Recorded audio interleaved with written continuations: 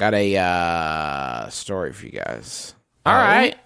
You guys want to hear a story? Does it have spooks and scares, or is it more like a jokes and laughs one, like the funny sermons? What's funny? Yeah. You know what's funny? It's got both. Is there any hugging, loving, and kissing in it? Yeah, what's it rating MPAA-wise? R.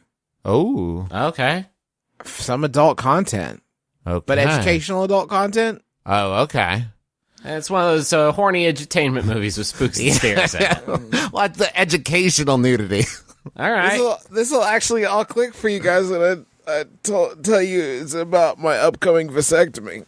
Oh. Oh, geez. So you can see how it all kind of tracks, right? Oh, my. So just to set the stage, I did not know Don't really got to set it more than that. Well, I didn't. This is the first work here. This is the first sort of vasectomy-based conversation that I believe the three of us have had, unless you and Travis are having secret sidebar vasectomy chats. We all share our calendar, and mine has had an appointment labeled vasectomy. You are fucking kidding me. When? In the calendar. Look in the calendar. All right. Yesterday afternoon. Blow it up. Justin, I need to know, do you have any, like, big plans for the day before your vasectomy? Just like some bucket list things you want to accomplish. I'll be damned, dude. Yesterday afternoon, you had a vasectomy appointment, all caps. Oh no, we missed it. I didn't get you a card or anything. You didn't give me a card or anything. I gotta get a vasectomy. I'm just crazy about it. I'm crazy about this vasectomy. And it is like, if you're a person with a penis, I think that, it's like reversible, unlike, and which is the one negative. I would say. There is a chance you could accidentally reverse it. Yeah, like you could pick something up wrong. There's a lot of birth control that is less, taxing or more taxing or whatever. But I just decided vasectomy is the way to go. So I go in. I waited, I would say, for like 45 minutes, and it was rough because I am not in any way like worried or nervous or unsure about this, but they were showing a video in the lobby on loop of what it's like to get a vasectomy. So like some person's balls are just being split open in front of me. Every like 15 minutes, this one clip would pop up. Did it have a little narrator who would just like, and you're still sure? Yeah, it was like, it's no big deal.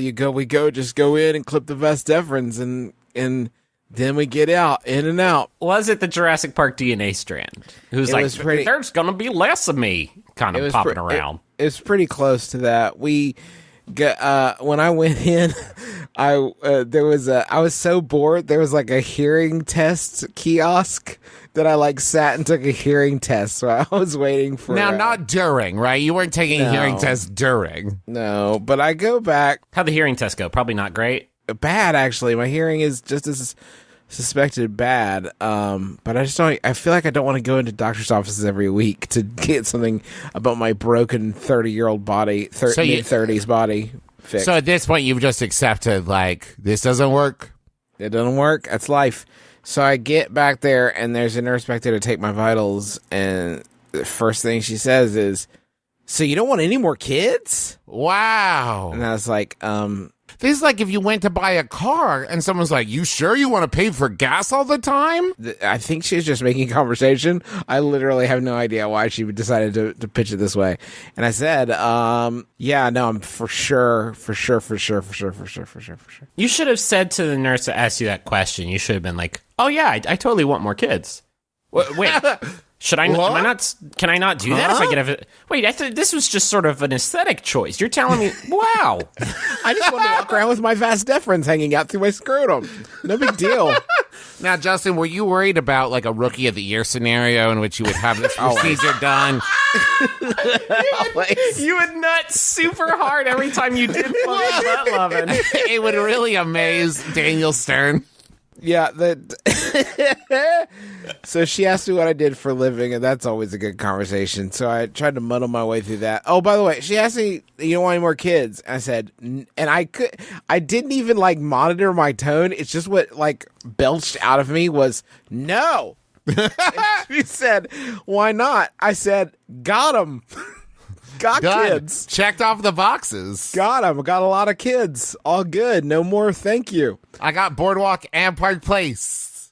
I'm not going to eat any more Big Macs. So the doctor finally made his way in about an hour after I got there. And he has me, he said, the first thing he says, like, so what do you do for a living?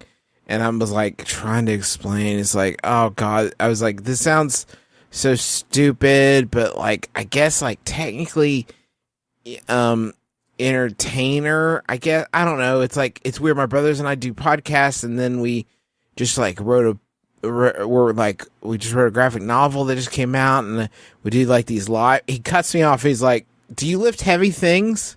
And I said, no, I don't. You're in the career path that you're in so that you explicitly never have to lift anything heavy. And that's all he was trying to ascertain. Like, dude did not need my fucking LinkedIn. I thought you were going to say, he interrupted, was like, wait, are you Taco? Are you Justin McElroy? Oh my God. Justin McElroy? I'm honored to be working on your balls. What a treat to be working on your balls. And he said, we can give you some Valium before, and another option is you can do the gas that'll knock you out for it, and it's like $80 more. So I don't know what $80 is worth, but it's that apparently. So like $80, and I don't know why he knew the amount like right off the top of his head, but it's like $80 if I want to knock myself out with gas for this ball procedure. But then he's like, okay, stand up and take off your pants. I acquiesced. And you tore away your tearaway pants. Yeah, and I dropped my pants, and Do you say this is too big, man? I wouldn't even know where to find the vas deferens in this thing. He just grabbed my vas deferens, both of them. And this is not without bullshit. looking, it was amazing. He pinched them, and I felt like, oh God. Oh, Boise. And he said, these are his words. Can you tolerate that? Wow. Fuck yeah, I can tolerate it. Look at me. Some people black out when I do that. So if you can tolerate that. And he was like, if he was tolerating that, we should be good to go. Some people black out. But in the back of my head, I was thinking, fuck, if I was one of those people that blacked out, I could save myself $80. You just pinch my vas deferens, knock me out. Where's the word of warning? Like, hey, I'm about to pinch some stuff. You might black out. No word of warning. The other word that I didn't get was like, you can pull your pants back up. Because we were like a few sort of conversational threads into this discussion before I was like, can I cover my balls? Or tell me more about podcasting. Yeah, is there more we need to address? So we finished that appointment. I make my appointment for the thing. He said you'll need a driver, which it was a fun, like, give it a fun sort of heist feel. The theft of Justin's ability to procreate. Call Statham. I got a guy working on my balls. You need a no baby driver. Oh. So I'm in the like sort of checkout area, and I'm getting a date for when I could get my vasectomy. The doctor at first offered me, how about tomorrow? And that was a part of me was like, fuck yeah, let's go. And I told him, I was like, unfortunately, that won't work for me because I'm gonna have to watch both of my kids all day by myself. But I'll definitely be brave for a vasectomy after that. So let's go ahead, and we scheduled it out. And as I'm standing in the checkout area when they're making my appointment, and the lady's like, so there's a couple things you just need to be aware of. When you come, you're gonna need to bring somebody to drive you, and a Valium to take, and a jock strap. And I'm like, I don't have a jock strap. And she was like, you can get one in the gift shop. What? But bring it with you. And she said you're gonna need to wear a jock. She said you're gonna have some swelling for about 48 hours. Sexual activity will be okay after a week, and you're gonna need to wear the jock strap for 2 weeks. To alleviate the discomfort. I was like, so really though, sexual activity will be okay in 2 weeks. Really, like let's go ahead and the question of sexual activity will be off the table as long as the jock strap is in the equation. Okay, so we got the jock strap, and then the last thing. This is wild. You got to come back. She was like, you're gonna need 20 evacuations after you have the surgery. And then we'll test your sperm count again. So it could, and then you'll be sort of like clear for, sex without condoms. But 20 evacuations. So it could be, 3 or 4 months before we're ready to test that. And in my head, I'm like, yeah, it could be. I was so happy she snuck in 3 or 4 months because I was ready to be like, oh, so just never mind. So just like a 6-pack of Gatorade or whatever.